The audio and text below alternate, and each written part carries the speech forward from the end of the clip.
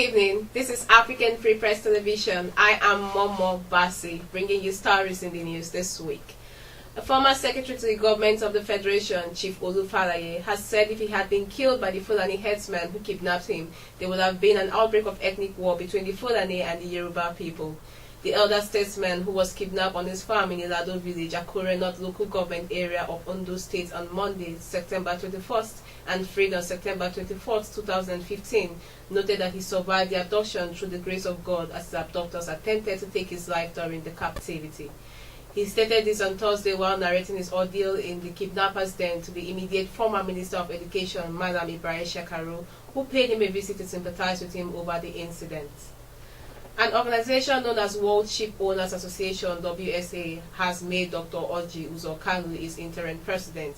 In a statement released by the interim director of strategy and communications, Isaac Marshall, said the organization is designed as an umbrella body for all national, regional, and international association of ship owners.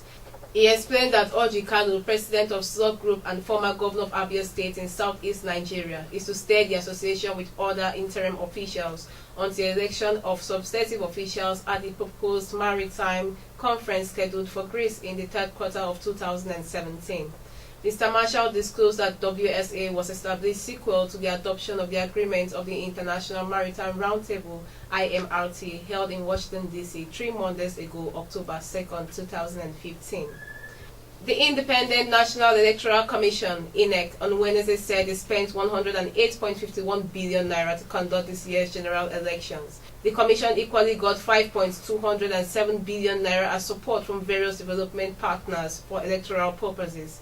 The disclosure, which was contained in a 233-page comprehensive document of the 2015 general election report presented to the public in Abuja yesterday, equally revealed that INEC spent 1,749 naira on each individual registered voter. Meanwhile, there was drama at the Code of Conduct Tribunal on Wednesday when Senate President Bukola Saraki refused to move into the dock when his case was called.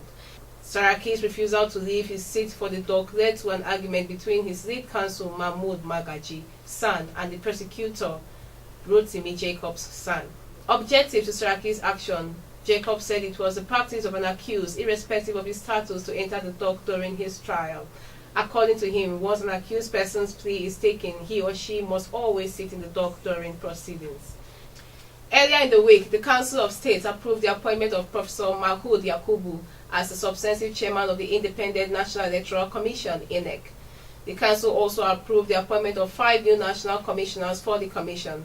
The national commissioners are Mrs. Amina Zakari, Northwest; Dr. Antonia Okosi Simbine, North Central; Alhaji Baba Shetima Afo, Northeast; Dr. Mohammed Mustafa Leki, South South; and Mr. Soyebi Adedeji Solomon, Southwest. The appointment, which is to be ratified by the Senate, was made on Wednesday by the President of the Council of State meeting in Abuja. Mr. Yakubu, who is the former Executive Secretary of the Tertiary Education Trust Fund, is to take over from the acting chairman of the Commission, Amina Zakari. The Southeast is said to still have a sitting national commissioner in the person of Ambassador Lawrence Nwuruku.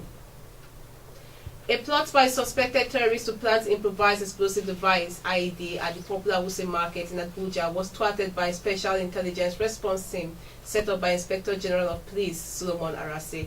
The elite team, made up of highly trained intelligence and operations officers, so far arrested a total of 5 suspected terrorists. The terrorists, who were planning to carry out their attacks in various parts of the Federal Capital Territory, were picked up from their hideout at Karamajiji village behind the National Military Cemetery along Abuja Airport Road and Ido village, located directly behind Nnamdi Azikiwe International Airport, Abuja. 2 others were picked up from their hideout at Dan Asato village in Suleja, while another was picked up at Guaraka village, also in Suleja, a satellite town in Niger State near Abuja. Items recovered from the terrorists, according to the top security officers, include various kinds of chemicals used for making IEDs, numbering over 30, plastic containers, a registered motor vehicle license, and 15 bombs, which the suspects said were to be planted at strategic locations in the nation's capital. Similarly, over 20 detonators, 1 laptop, 2 books on bomb making, and various kinds of weapons were recovered from the terrorists, who are now said to be relocating to Abuja. Former Nigerian President Dr. Goodluck Jonathan, who is the chairman of the Commonwealth Election Observer Mission to Tanzania, has urged whoever loses in the next Sunday Tanzanian presidential elections to promptly acknowledge it in the interest of democracy and Tanzania's peace and unity. Jonathan, who has been briefing a broad spectrum of stakeholders in Dar es Salaam, including chairman of the Electoral Commission, leaders of political parties, journalists, youth organizations, and the civil society, said it was equally important to realize that for this poll to be free and fair, all stakeholders must play their parts. Egyptian security forces report that 20 Egyptian terrorists have been killed in a security raid in North Sinai. In a statement issued by the armed forces, 12 of the terrorists have been wounded in a raid, while 78 suspects have been arrested. The statement added that terrorist hubs where weapons were stored were bombed, while military engineers detonated 51 explosives. A curfew has been imposed in parts of Sinai since October 2014, following a deadly attack that killed 33 armed personnel. That's all in the news this week. Please do not hesitate to report any unusual movements in your area for your safety and the safety of others around you. For more, you can log on to our website at www.africanfreepress.com. You can also follow us on Twitter and like us on Facebook at African Free Press. I am Momo Basi. Have a splendid weekend.